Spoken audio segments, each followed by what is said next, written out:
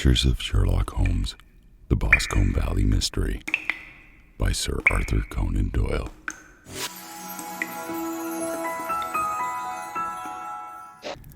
I have given you the chance.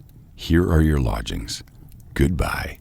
I shall drop you a line before I leave. Having left Lestrade at his rooms, we drove to our hotel, where we found lunch upon the table. Holmes was silent and buried in thought, with a pained expression upon his face, as one who finds himself in a perplexing position. "Look here, Watson," he said with the cloth cleared. "Just sit down in this chair and let me preach to you for a little. I don't know quite what to do, and I should value your advice. Light a cigar and let me expound." "Pray do so." "Well now, in considering this case, there are 2 points about young McCarthy's narrative which struck us both instantly, although they impressed me in his favor and you against him. One was the fact that his father should, according to his account, cry coup before seeing him. The other was his singular dying reference to a rat. He mumbled several words, you understand, but that was all that caught the son's ear. Now, from this double point of research must commence, and we will begin in presuming that what the lad says is absolutely true. What of this coup, then? Well, obviously it could not have been meant for the son. The son, as far as he knew, was in Bristol. It was mere chance that he was within earshot. The coup was meant to attract the attention of whoever it was that he had the appointment with, but coup is distinctively Australian cry, and one which is used between the Australians. There is a strong presumption that the person whom McCarthy expected to meet him at Boscombe Pool was someone who had been in Australia. What of the rat, then?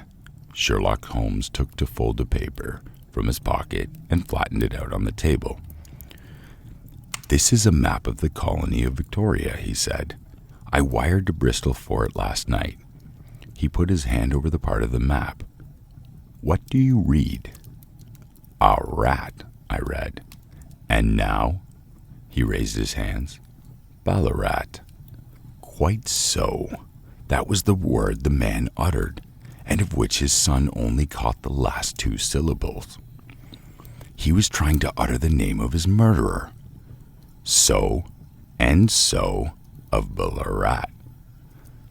"It is wonderful," I exclaimed. "It is obvious, and now you see, I have narrowed the field down considerably. The possession of a gray garment was a 3rd point, which, granting the son's statement to be correct, was a certainty. We have come now out of mere vagueness to the definite conception of an Australian from Ballarat with a grey cloak. Certainly. And one who is at home in the district, for the pool can only be approached by the farm or by the estate, where strangers could hardly wander." "Quite so. Then comes our expedition of today. By an examination of the ground, I gained the trifling details which I gave to that imbecile Lestrade as to the personality of the criminal." "But how did you gain them?" "You know my method. It is founded upon the observation of trifles. His height, I know that you might roughly judge from the length of his stride. His boots, too, might be told from their traces. Yes, they were peculiar boots. But his lameness? The impression of the right foot was always less distinct than the left. He put less weight upon it. Why? Because he limped. He was lame. But his left-handedness? You were yourself struck by the nature of the injury as recorded by the surgeon at the inquest.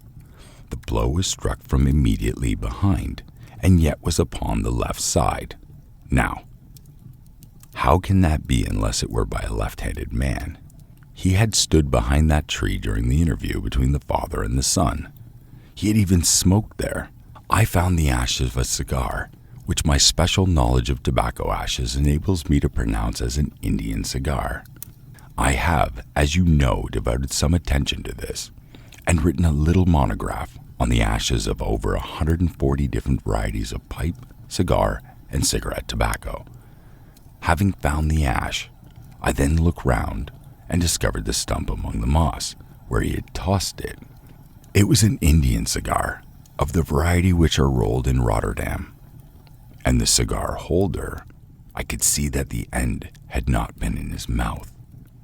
Therefore, he used a holder.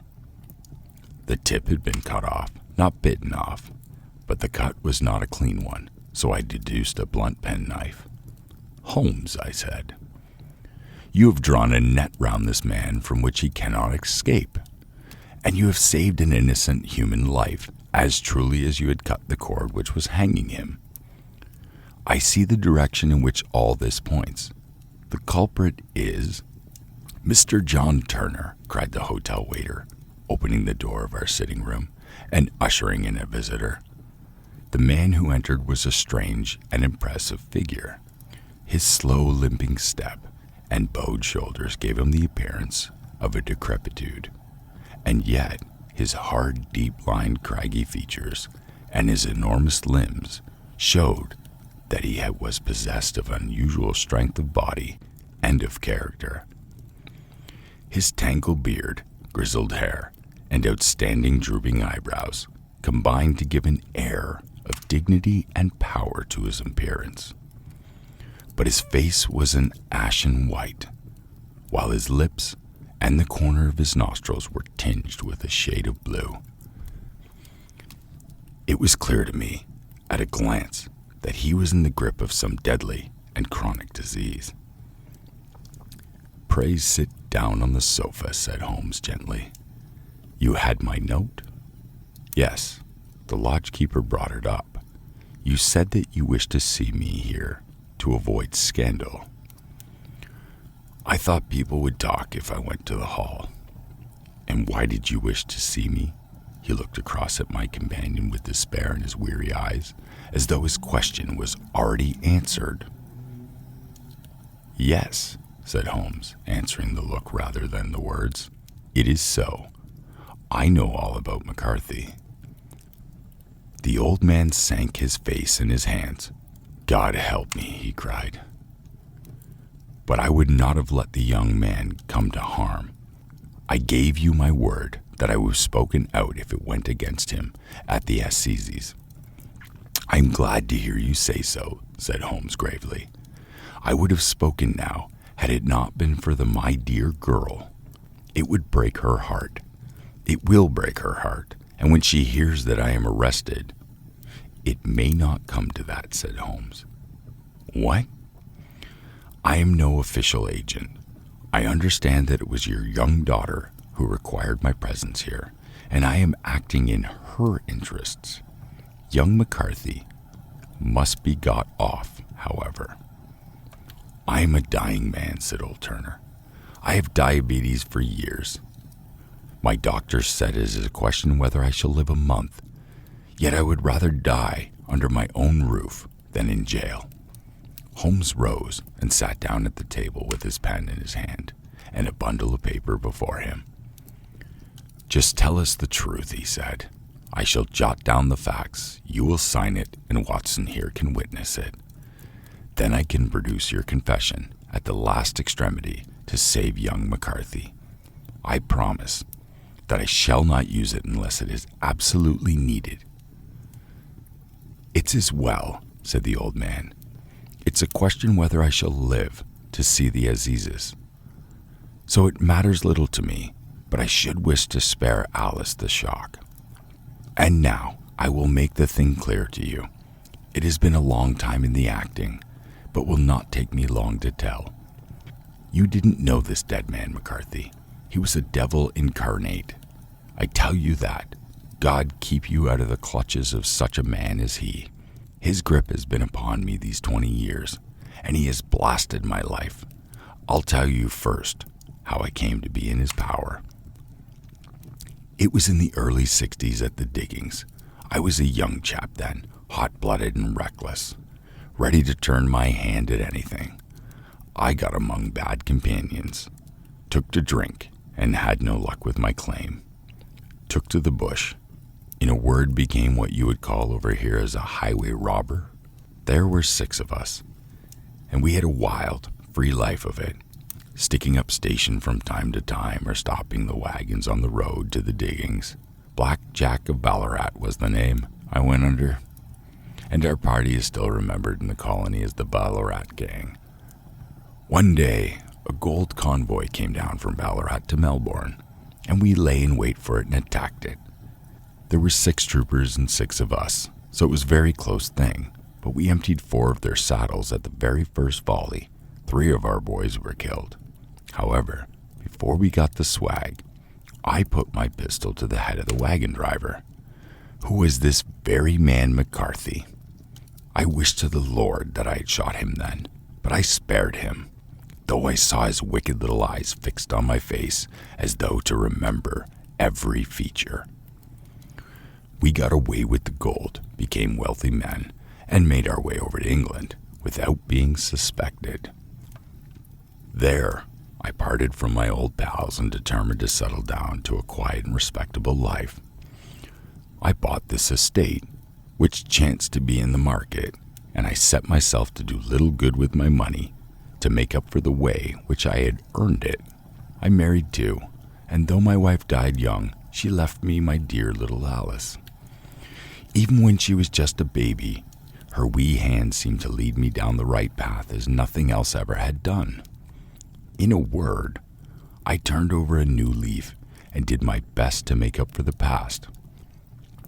All was going well when McCarthy laid his grip upon me. I had gone to the town about an investment, and I met him in Regent Street, with hardly a coat to his back or a boot to his foot. "Here we are, Jack," says he, touching me on the arm. "We'll be as good as family to you. There's 2 of us, me and my son, and you can have the keeping of us. If you don't, it's a fine, law-abiding country is England, and there's always a policeman within hail."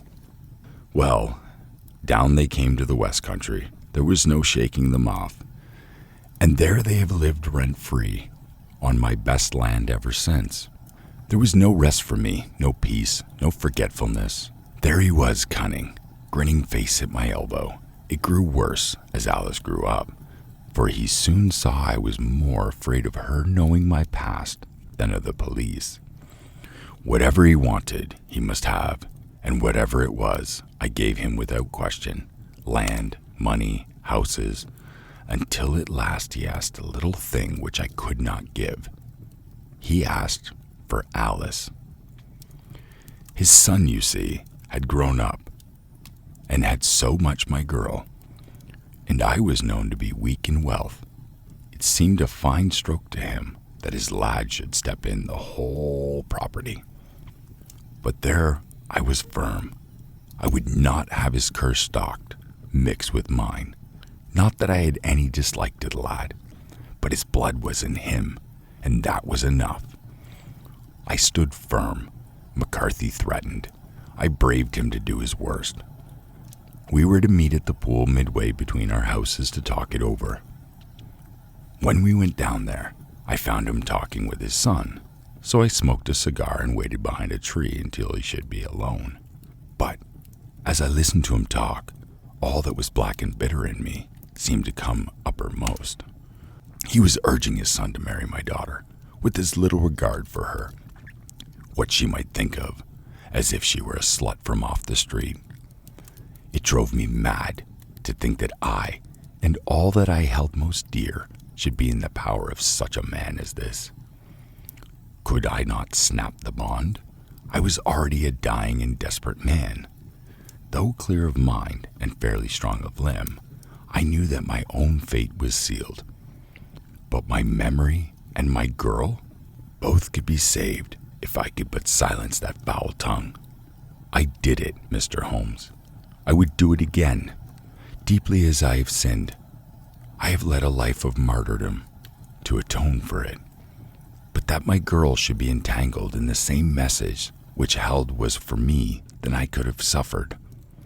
I struck him down with no more compunction than if he had been some foul and venomous beast. His cry brought back his son, but I had gained the cover of the wood, though I was forced to go back to fetch the cloak, which I dropped in my flight. That is the true story, gentlemen, of all that occurred." "Well, it is not for me to judge you," said Holmes, as the old man signed the statement which he had drawn out. "I pray that we may never be exposed to such a temptation." "I pray not, sir. And what do you intend to do?" "In view of your health, nothing. You yourself are aware that you will soon have to answer for your deed at a higher court than the Assizes. I will keep your confession, and if Mr. McCarthy is condemned, I shall be forced to use it. If not, it shall never be seen by a mortal ever again, and your secret, whether you're alive or dead, shall be safe with us." "Farewell, then," said the old man solemnly. "Your own deathbeds, when they come, will be easier for the thought of the peace which you have given to me." Tottering and shaking in all his giant frame, he stumbled slowly from the room. "God help us," said Holmes, after a long silence. "Why does fate play such tricks with poor, helpless worms? I never hear of such a case as this that I do not think of Baxter's words and say, 'There, but for the grace of God, goes Sherlock Holmes.'" James McCarthy was acquitted at the Assizes on the strength of a number of objections which had been drawn out by Holmes and submitted to the defending counsel. Old Turner lived for 7 months after our interview, but he is now dead, and there is every prospect that the son and daughter may come to live happily together in ignorance of the black cloud which rests upon their past.